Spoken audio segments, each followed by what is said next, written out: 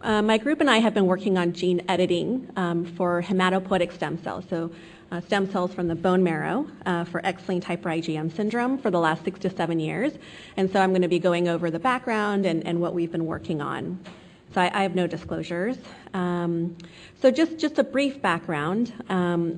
So, physicians have been using allogeneic stem cell transplant for primary immune deficiencies since the 1960s. So when we say allogeneic, that means, taking it from somebody who is not that individual, so from a different person, whether that's a relative or someone who just has matched HLA, and putting it into an infected or affected individual to replace their stem cells so that we can fix their immune system. And so this has been done for many immune deficiencies, one of which is Hyper IgM syndrome. And the reason this works is, so this is the hematopoietic tree. So at the very top, kind of the master cell is this, we call it the multipotential hematopoietic stem cell. It's a bone marrow stem cell. And this stem cell is able to renew itself, so it should theoretically last forever in your bone marrow. And it also has the ability to give rise to all of these cells in your blood system. So you can see a lot of these are immune cells like B cells, T cells, NK cells, monocytes, neutrophils. Oops. And so, specifically for CD40 ligand, it can replace the T cells that are not expressing CD40 ligand properly. But there's many limitations to this treatment. So even though it's very life-saving and it works really well for certain individuals, we do have to find a donor, first of all. So matched, unaffected, related donor, so family member who is unaffected and is also a match, is available for only 10 to 15% of patients. And then if we're looking outside of the family, a matched 10 out of 10 unrelated donor is available for about 60% of patients of European descent. So if you're from an ethnic group outside of that, your chance of finding a match might be even lower than that. Many patients will have already severe infections or chronic lung disease. So this means that if you get some sort of conditioning or immune suppression before transplant, you could reactivate or worsen your infection. There's also socioeconomic and insurance issues. A transplant is not inexpensive and it requires a lot of time off work and to be in the hospital. And then the major limitation is the unwanted immune response between a patient and their transplanted cells. So a patient can either reject the cells that they're getting, or there's some immune cells that are in the donor that may cause an immune effect in the patient. Then that's called graft versus host disease. So what if we can get away from an allogeneic transplant and instead do an autologous transplant? So that means you're taking bone marrow stem cells from an affected individual, and what if you could fix those cells so that they give rise to healthy, normal T cells? And so the way in which this has worked, and we've been doing this actively, is you can take a normal, if you know the gene that's affected, you take a normal copy of that gene and you put it into the stem cell. Now, since the stem cell is kind of like this master cell at the top of this tree, all the cells that it gives rise to will now have this corrective copy of the gene. Okay? So for CD40 ligand, you could potentially correct the T cells that way. And so just practically how this would look is you could have a patient come in, they would get their stem cells harvested, and those stem cells are taken to a lab and purified, and they're treated to put in the correct copy of the gene. And during those 2 to 3 days when those genes are being put into the cells in the lab, the patient is in the hospital and they'll be given a little bit of conditioning to make room in their bone marrow. And at the end of those 3 days, you give the cells back fresh, and then you can follow those patients over time. And things have advanced to the point that now, we used to be in this rush where you harvest it and then you have to start conditioning the patient, and you take the cells back to the lab and you need to time it perfectly with when the patient is getting their conditioning, and then you have to, give it right away. And at that point, you're not totally sure that those cells are perfect yet. You just know that they're not contaminated. But now what we do is we actually freeze the cells after we've corrected them, and we can hold on to them and have the patient go home, and we can do all of our release assays on them. So making sure that the gene got in, making sure that those cells are healthy and pure, and then bring the patients back maybe 4 to 6 weeks later for conditioning, and then we'll transplant them with cells that we know are definitely ready and have passed all our criteria, release criteria. And so the traditional way of doing gene therapy, this is the way that we're doing it in other clinical trials for CGD, for SCID, is we use a viral vector to deliver the normal DNA. And we kind of hijack the ability of certain viruses like HIV virus to enter the cell. And instead of letting the virus put in its own DNA that's harmful to us, we actually have deleted those elements from the virus, and we put in the corrective gene. And so we use the virus's ability to enter the cell. So the virus will enter the cell, it'll make itself a double-stranded DNA, and that will enter an individual's nucleus, so the center of the cell, and it'll integrate into your DNA. Okay, so once it integrates into your DNA, it stays there forever, and so you can express now the correct protein, and you'll transmit this corrective DNA to all of your daughter cells, so all of the cells that come from the main top cell.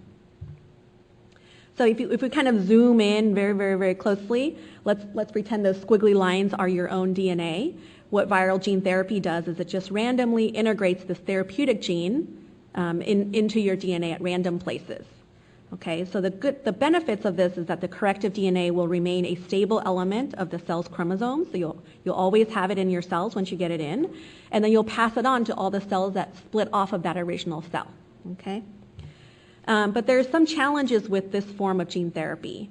So the main thing is that the gene is not normally regulated. So we need things on our cells to tell DNA to turn off and on. Okay, it doesn't just stay on or off. And so these elements so what I'm labeling here as LTRs, those are elements that are in the virus, and they're basically like a light switch. They're always on. It just tells the cell, this gene that I'm putting into your DNA, always keep it on, so keep expressing it. So that may work for certain diseases where it doesn't matter to always have that gene on, but for CD40 ligand, we know that the gene has to be turned on only during immune reactivation or activation from an infection, and it has to be quickly turned off. Okay, so you can't leave CD40 ligand on all the time, otherwise it's dangerous. The other thing is, what if this light switch gets incorporated randomly near a proto-oncogene, so basically a gene that can cause cancer? So if that happens, this on switch can, in addition to turning on your therapeutic gene, can turn on other genes that should not be turned on, and so you can get leukemia or leukemic transformation. So these principles, these challenges to traditional viral-mediated gene therapy are of utmost concern for X-linked Hyper IgM.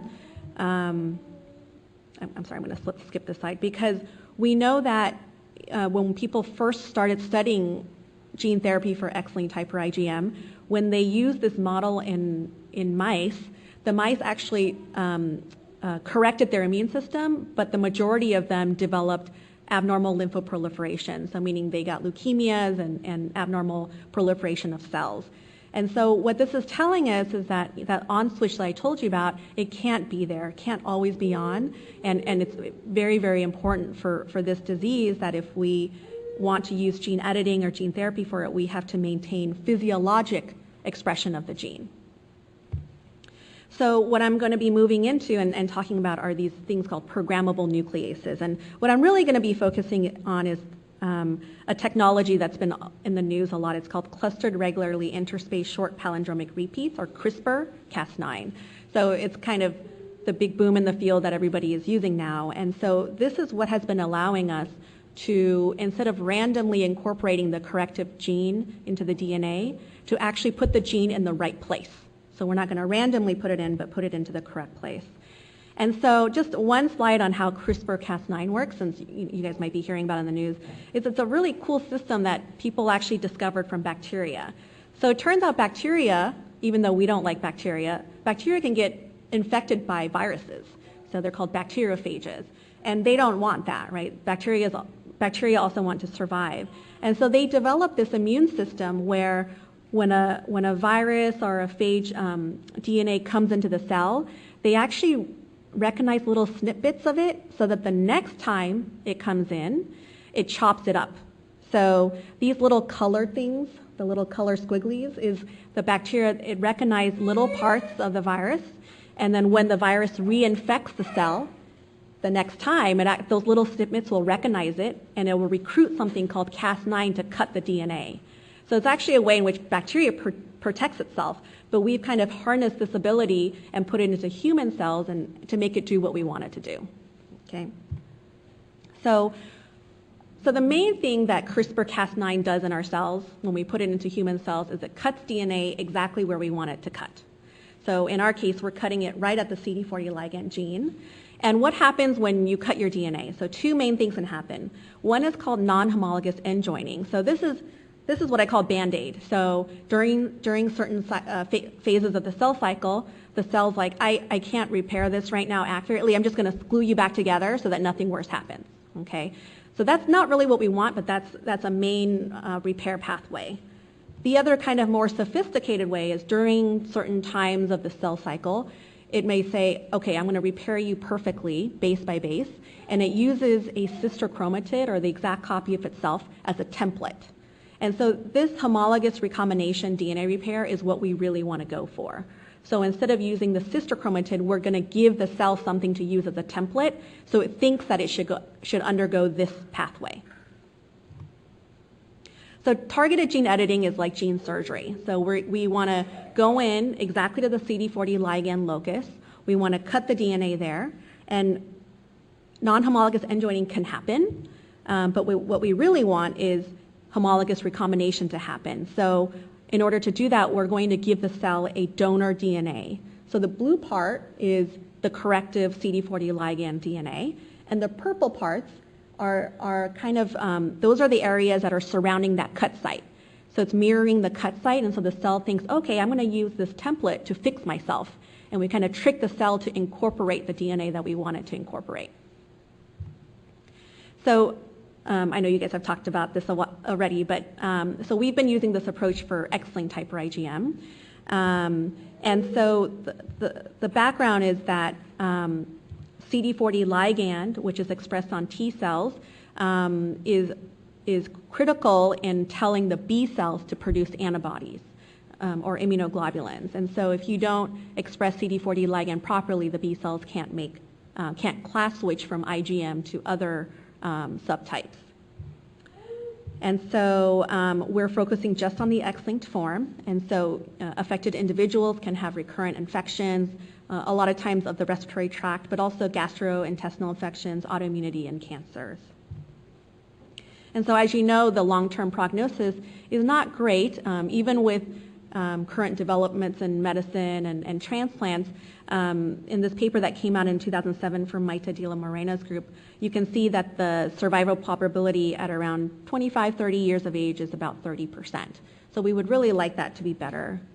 And so allogeneic transplant, so bone marrow transplant, is currently the only known cure, but the concerns are, again, reactivation of chronic infections, worsening of pre-existing lung damage, graft versus host disease, and then we have imperfect conditioning regimens. So because this is a rare disease, many centers will use different conditioning regimens.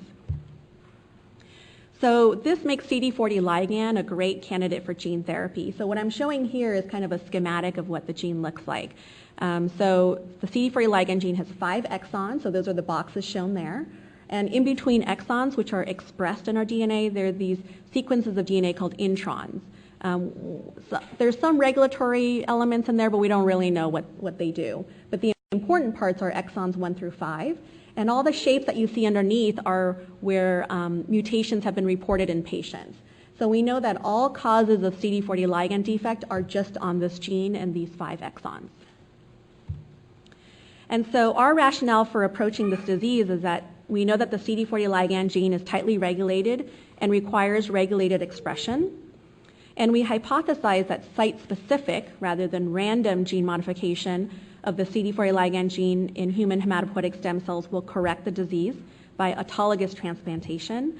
And this can be done using site-specific endonucleases, or in our case, CRISPR-Cas9, where we can target a specific DNA sequence to be integrated into a patient's genome. And this ultimately will allow physiologic expression of CD40 ligand. So here's just a cartoon of what we're doing. So let's pretend this is the beginning of the CD40 ligand gene. So you can see exon 1, that's where the gene starts to become expressed, the protein is expressed. So we can cut somewhere before that. Okay, so we're going to use CRISPR to cut there. That's going to create a double-stranded break. That double-stranded break can be repaired either through non-homologous end joining, which is what we don't want, or if you provide the cell with a homologous template. So this homologous template has the corrective DNA template in the middle, and it's flanked by homology arms to trick the cell into fixing itself. You could undergo homology-directed pair and integrate that corrected DNA where it should be so that it's still regulated by control elements that are naturally in your genes. So this is some data that we have. I'm going to start off talking about patient T cells. So these are T cells from affected individuals who do not express CD40 ligand, and then I'm going to move into stem cells. Okay, so in general, we kind of start with T cells because we can use them as a readout.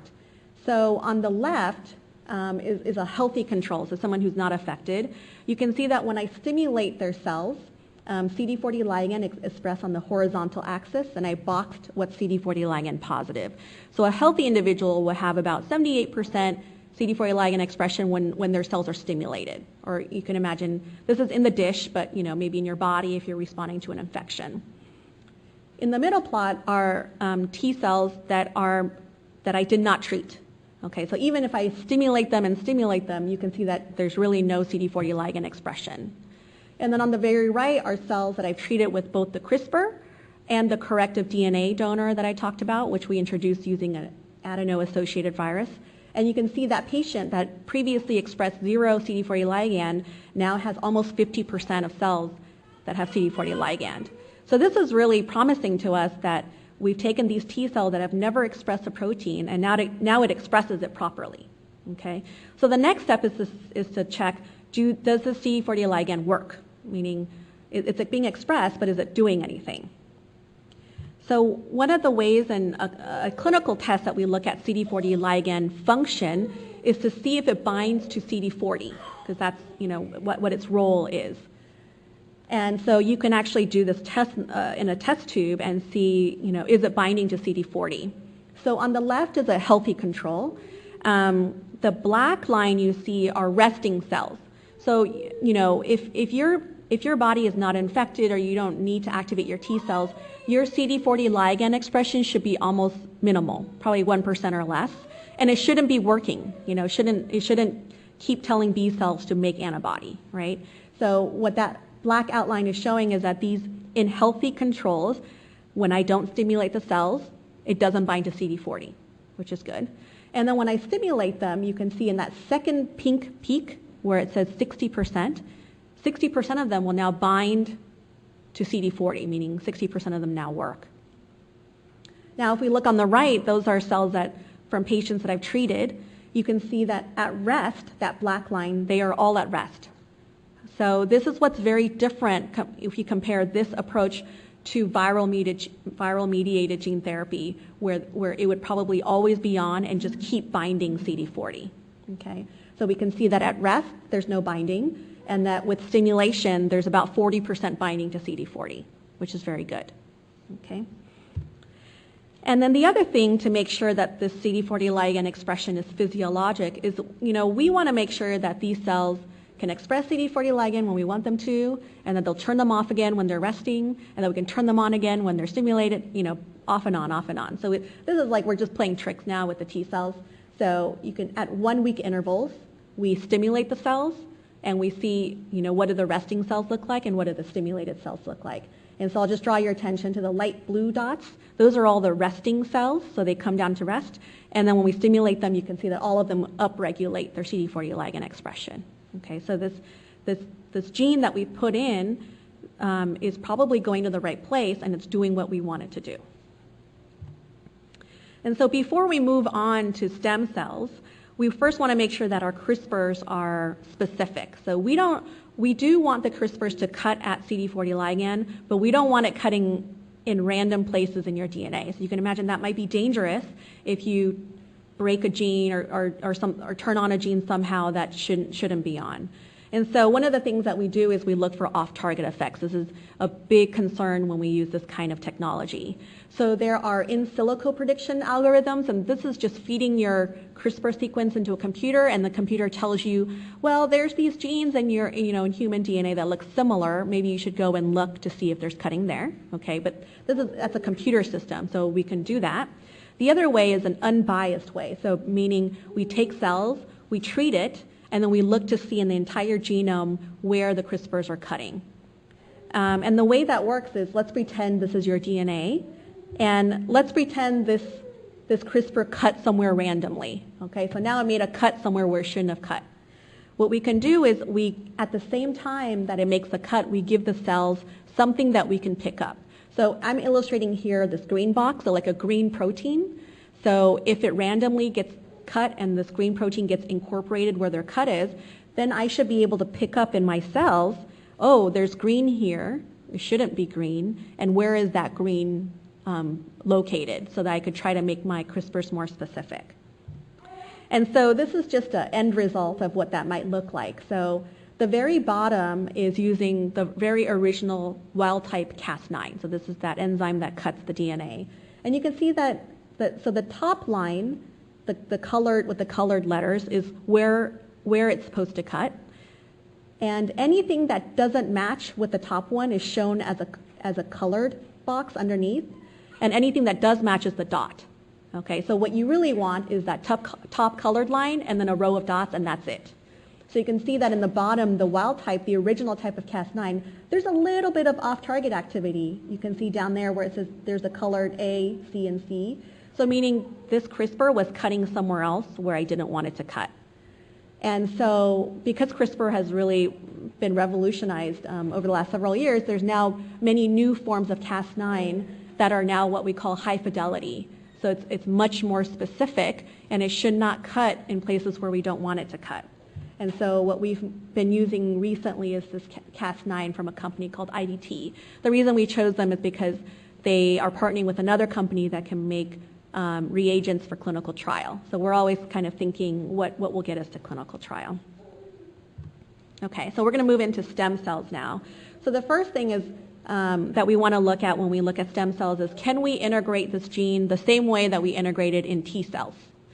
And so on the left set of bars is, you can just focus on the tall bar. We can see that in stem cells we get around 25% gene editing, meaning 25% of the cells have this corrective DNA in the right position.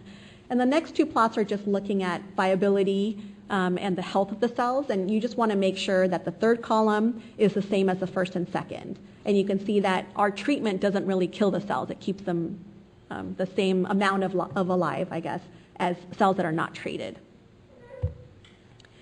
And then the other thing you want to do is, we had talked about the hematopoietic tree. So these stem cells are supposed to be able to differentiate and grow and make many different types of blood cells.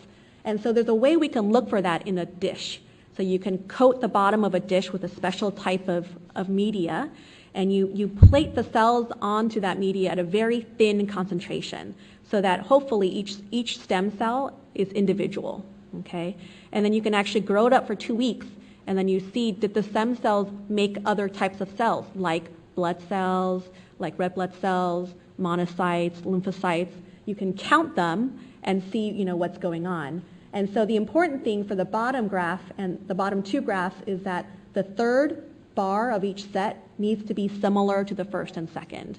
And you can see that it's true for all those different subsets of cells on the left, and it's true for overall cells on the right, that in general, our treatment of the cells does not take away from their ability to be stem cells.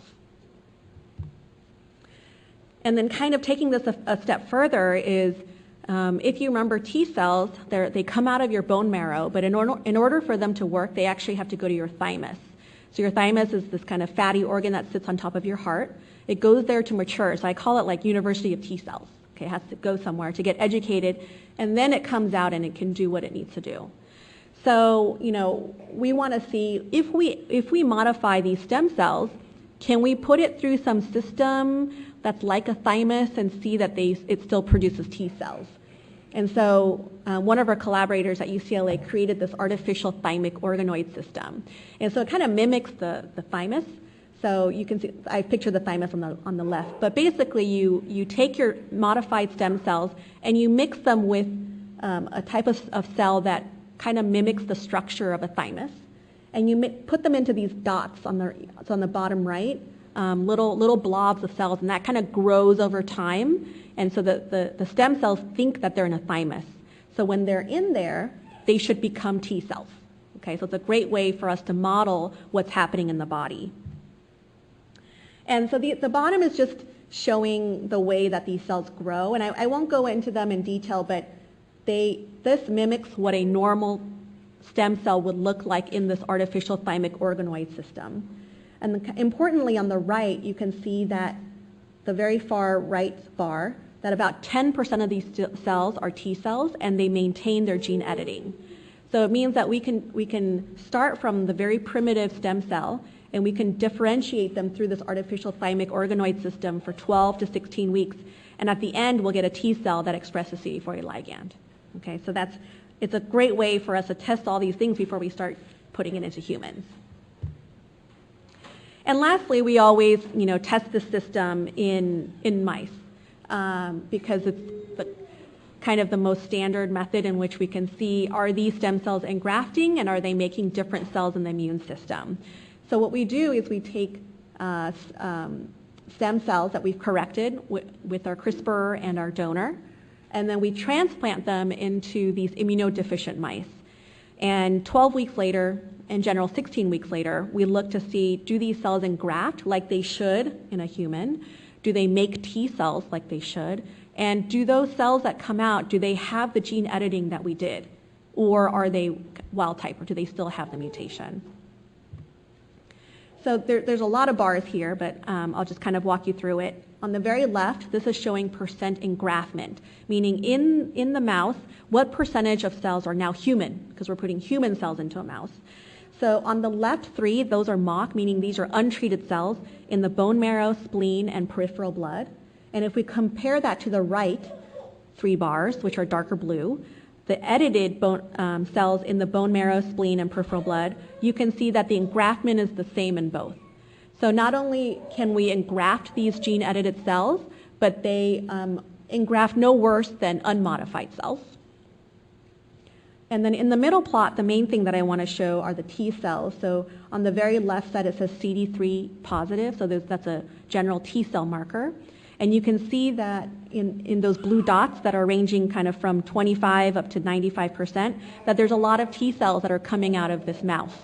So meaning that those stem cells are able to differentiate and go through some sort of mouse thymus and become a T cell. And then on the right, we look at kind of the most important thing is, do these cells have gene marking? And in the bone marrow, we can see that the mock cells really have nothing. And the edited cells have about 10% gene marking. So meaning, if we start off with around 20% gene editing before we put it into the mice, after the mice have been alive for 3 to 4 months, the gene marking is around 10%.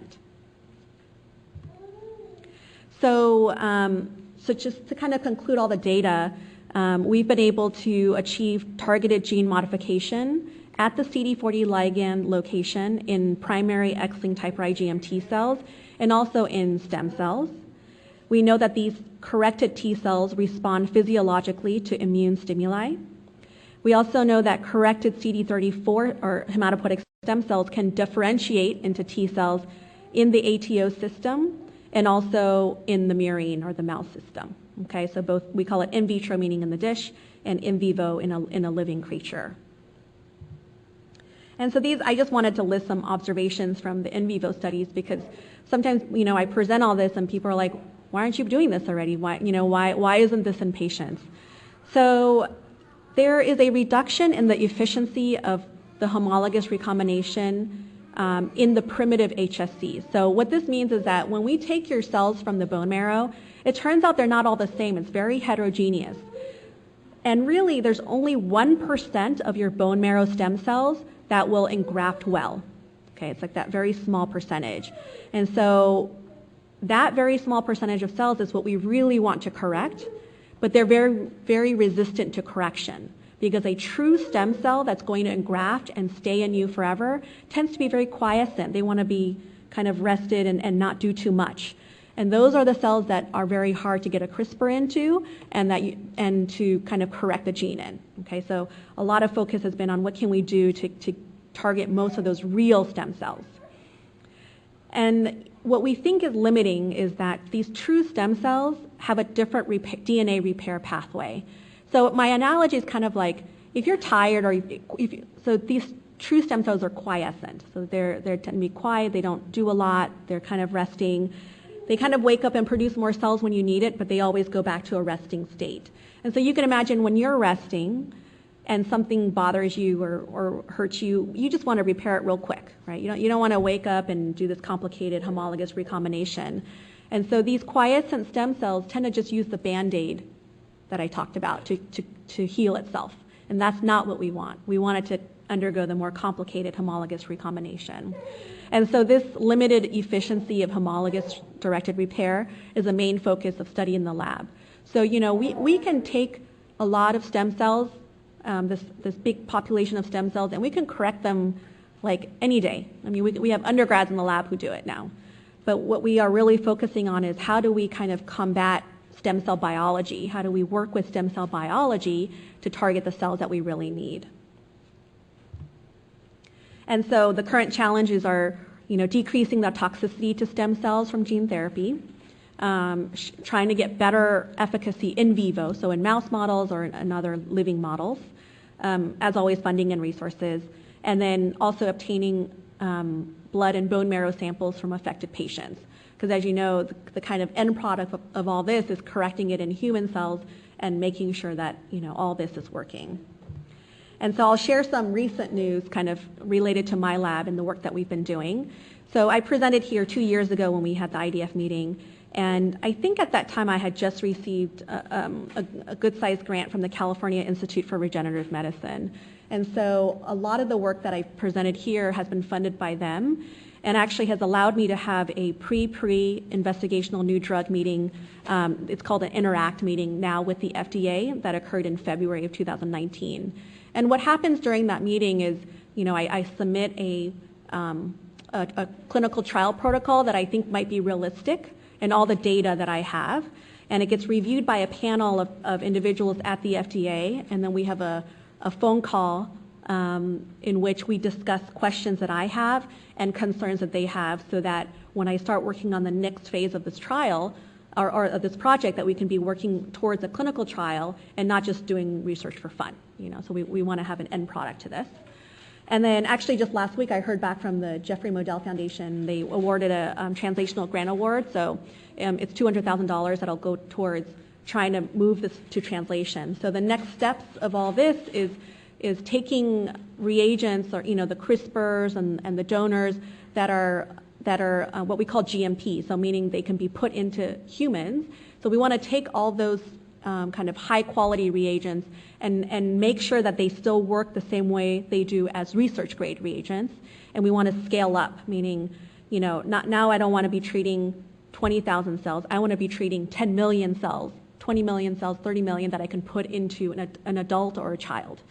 And then kind of a big part of this translation is actually getting stem cells from affected individuals with X-linked Hyper IgM and kind of demonstrating all this again using patient stem cells.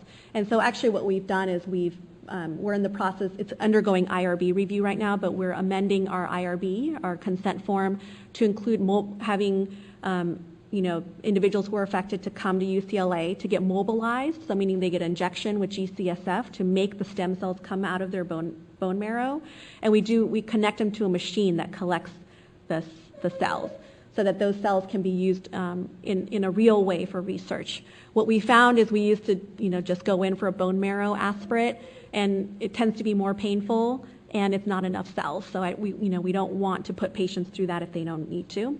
So that's undergoing.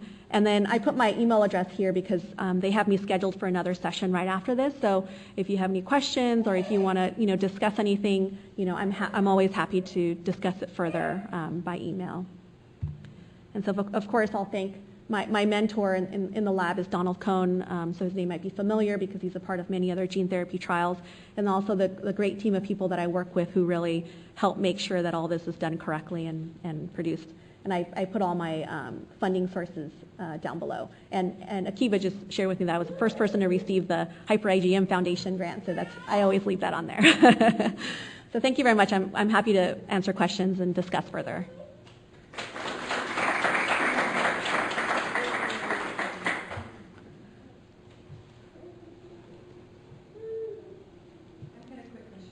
Sure. So what does the conditioning regimen look like as compared to a bone marrow transplant? And then also, when you were talking about the expression of T cells, and you were saying, well, then, they might have a 10% expression of T cells. What is the percentage of T cells that would then consider it a working immune system? Enough of an expression of T cells? Yeah, those are perfect, great questions. So the first question about conditioning, it's actually something that we presented to the FDA because that's always a big concern, and it increases the risk of this if this goes to clinical trial. So the first thing that we've learned from other clinical trials is that you need to make some room in the bone marrow. So, let's just say like you have a bone and there's bone marrow in the middle. It's filled, okay? The cells are there, and there's nothing wrong with the stem cells. It's something wrong. There's something wrong with the T cells they produce, but the stem cells themselves are healthy and they like to be there. So you need to take some of those, remove some of those so that you can have room for your edited stem cells. Okay, so the first thing is there's some marrow conditioning that's needed. It's usually busulfan. That's what we've been using for other gene therapy trials to kind of create some room in the bone marrow. Okay, so that's the first thing that we know we need. The second thing that we've learned from other trials is T cells go through this very complicated development. They get produced in the bone marrow, but then they have to come out and then they go to thymus. And so we have to make sure that there's room not only in the bone marrow, but in whatever thymus tissue you have left. And so that will require a little bit of immune suppression. And so, for example, a gene therapy trial in which this is relevant is Wiskott-Aldrich. So those individuals get both busulfan and a little bit of immune suppression, maybe fludarabine, to make room in the thymus so that the T cells that come out have a place to develop and mature. So, I would say that if we were to compare the conditioning regimen in what I imagine to be in the trial to an allogeneic or unrelated donor transplant, it would be less in the sense that you wouldn't require as much myeloablation, so not as much busulfan, and you would not require as much immune suppression, but you will need a little bit of both. Okay, and then for your second question about how much expression is needed, so we don't really know, but what we do know is we think 10%. So there's two reasons why we think that. So the first one is that in women who are carriers of this mutation, as you know, one of your X, so you have two X's, and one of them gets kind of turned off, and one of them stays on. And usually it's an equal 50-50. So about half of them that are mutated turn on, and some of them, 50% that are not mutated, are turned on. But some women, we call it skewed lionization, meaning for some reason they turn off more of their good copy and turn off more of their good copy, meaning they have a lot left of their bad copy. And so we know that women who have as low as 10% CD40 ligand expression are healthy and don't have infections. The second thing we know is that there's actually a X-linked Hyper IgM. There's two of them. I didn't notice that.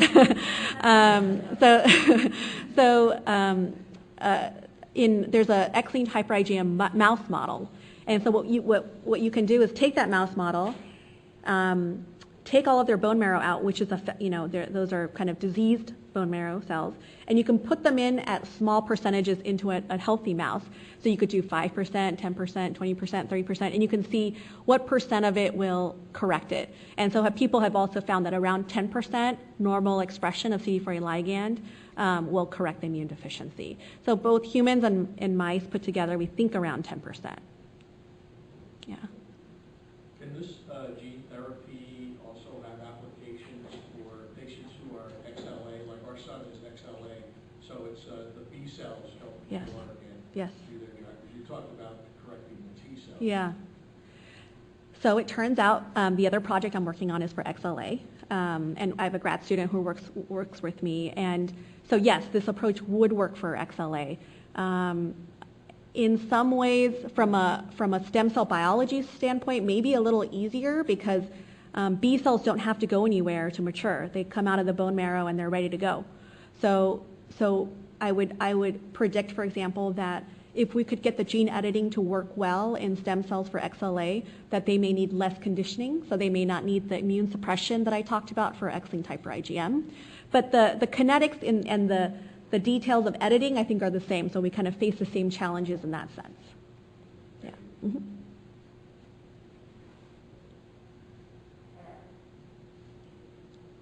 Yes. Can you tell us your email address again? Oh, sure. It's, oh yeah, it's right there.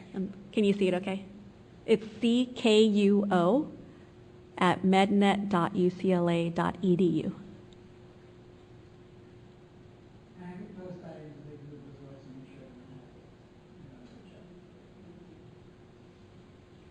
So, I mean, you said, what else can we do as a patient population to help drive research? Yeah. Well, I mean, I think I mean, some of the things we talked about earlier in terms of, looking at individuals who have been able to, who are older and still do okay with the disease, I think that would be very helpful because it helps us kind of understand the disease process and maybe what percentage of engraftment we should be aiming for. I think that's really, really important for anything related to gene editing or transplant. And the other main thing kind of directly related to this project is getting individuals interested in donating bone marrow. We've really progressed, and we're very happy that our meeting with the FDA was granted and that we had this pre-IND meeting, which really has told us what we need to do to get this to the next stage. And one of their main things was you need to get stem cells from affected individuals and put those into mice and see what happens when you correct them. And so that's really kind of our big focus right now because we're ready. I think when I presented 2 years ago, I kind of said, oh, I need some cells, but we're not quite there yet. But now we're very motivated to push this forward, and we're kind of moving along with the field. So, people who are using gene editing for other diseases, they're facing the same obstacles that we are. So we're kind of working together with them, and so we really want to be able to kind of keep up with that pace. So I would say directly related to this, it would be getting stem cells. Question. A child who's been through transplant already, Yeah. And maybe a failed transplant, Uh-huh. would they be a candidate for gene editing, or would you, I'm sure they're not the ideal, Right. but would that be an option at all, or no? Yeah, so that's a great question because, I think those would be the individuals that need it the most, right? Because they maybe don't have another option. So, one thing, and I don't know the answer to that. I think we're going to have to see how things go because, as you know, the starting material for gene editing is the individual's own stem cells. So I don't think anyone really knows what is the stem cell health of somebody who has already received conditioning. So is it that their own cells came back and they're just as healthy as they were before, or are they not quite, as strong? And so if we mobilize them or if we collect them again and we edit them, well, are they less likely to engraft? So I think this is something that's on many people's minds because we want to do this also just for traditional gene therapy. We want to take, people who have failed transplants and we want to try to treat them. But I think people are looking into it. I think we'll have a better answer maybe in the next 5-6 years as people look into it more. My next question is, when realistically are we thinking of putting the option? Okay, this particular project? Gene editing for people who have received transplants in the past? I would have to guess probably 6 years or later. Yeah. This project? No, I think she's asking about gene editing. Oh, this particular project? So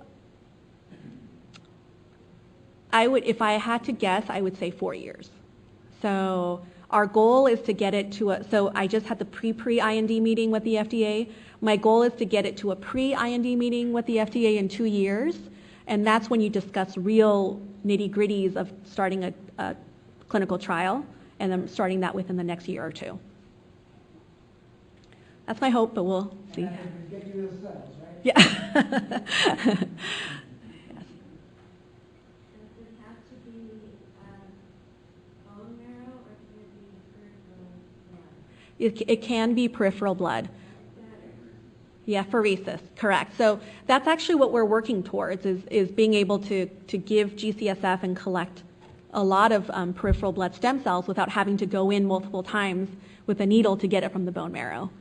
And we're doing it in at least for other trials, we're doing mobilization in kids as young as 2 and 3 years old, and it works great in adults too. So. So then you get your other son that lives on the West Coast. Yeah. So is this going to be something that's going to be focused more for younger kids, or would it be something that's going to be older? Yeah. I think realistically, though, in terms of looking at safety and the way in which clinical trials work and our communication with the FDA, we're going to start off with adults because, consent, just ethical reasons, kids can't consent properly, and the concern with adults is that, as you know, your thymus actually shrinks as you get older. And we really need the thymus to be working in order to produce new T cells. So as we get closer to that, it may be something that we need to look at, is that, all of our thymuses are really different. There are some adults who are older than me and have they're producing a lot of new T cells. And so it may be something that we need to look into. Maybe individuals who are not producing a lot of new T cells, maybe they won't be the ideal candidate. These are things that we'll have to work out, but initially we'll treat all adults, and then the goal is, as we show that this works, to treat children before they have the complications that adults have. Has gene editing been successfully performed on severe combined deficiency, or I've heard something that like 2 years old now or something that this has been done? In humans? Yeah. So gene editing has not been done. Traditional gene therapy using viral vectors has been done a lot. There's probably over 200 patients who've been treated. But not gene editing. There have been patients who have been treated using gene editing for HIV, because we know that if you knock out some of the the co-receptors on certain immune cells, that it prevents the HIV from entering. But that's a little bit different, because that's a knockout. So in that case, we want NHEJ, and you can knock it out. Yeah. So correction has not been done. Yeah.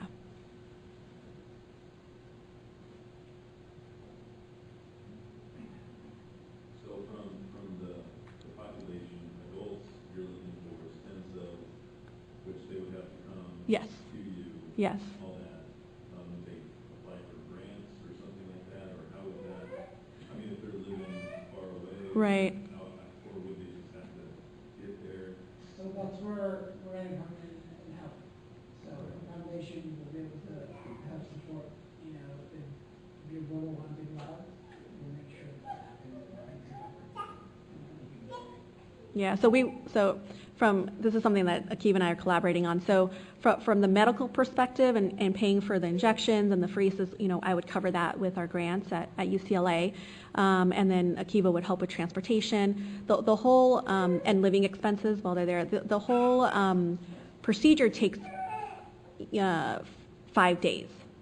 So the first 4 days are just giving yourself an injection once a day.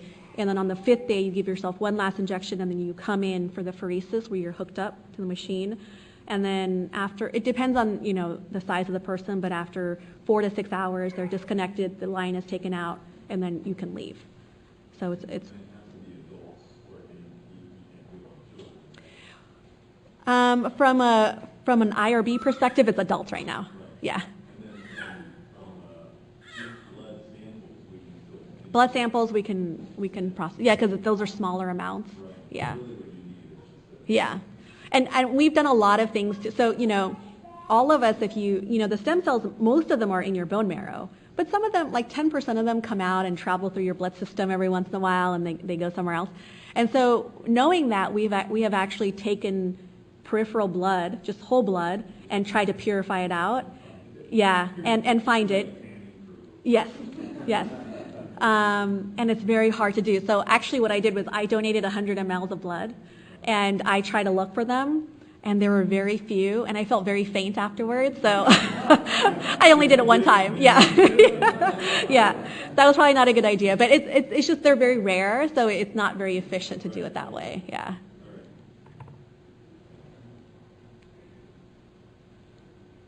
Any other questions? Yeah. Thank you.